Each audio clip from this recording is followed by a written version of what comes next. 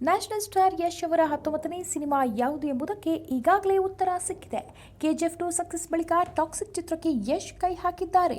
ಇನ್ನು ಯಶ್ ಅವರ ಸಿನಿಮಾದಲ್ಲಿ ಕರೀನಾ ಕಪೂರ್ ಕನ್ನಡಕ್ಕೆ ಬರುವ ಸುದ್ದಿ ಕೂಡ ಹರಿದಾಡುತ್ತಿದೆ. ಇದೇ ತಿಂಗಳು ಜನವರಿ 8ಕ್ಕೆ ಯಶ್ ಅವರ ಹುಟ್ಟುಹಬ್ಬವಿದೆ. ಅದೇ ದಿನ ಟಾಕ್ಸಿಕ್ ಚಿತ್ರದ ಟೀಸರ್ ರಿಲೀಸ್ ಮಾಡುವ ಬಗ್ಗೆ ಟಾಕ್ ಕೂಡ ಇದೆ. ಇದರ ಜೊತೆಗೆ ಈ ಚಿತ್ರಕ್ಕೆ ಬಾಲಿವುಡ್ ನಟಿಗೆ ಚಿತ್ರತಂಡ ಮನೆ ಹಾಕುತ್ತಿದ್ದಾರೆ. ಸಂದರ್ಶನವೊಂದರಲ್ಲಿ ನಾನು ಕೆಜಿಎಫ್ ಗರ್ಲ್ ಎಂದು ಯಶ್ ಬಗ್ಗೆ ಹಾಡಿ ಹೋಗಲಿದ್ದ ನಟಿ ಕರೀನಾ ಕಪೂರ್ ಈ ಹೇಳಿಕೆ ನೀಡಿದ ಒಂದೇ ತಿಂಗಳಲ್ಲೇ ಗುಡ್ ನ್ಯೂಸ್ ಸಿಕ್ಕಿದೆ.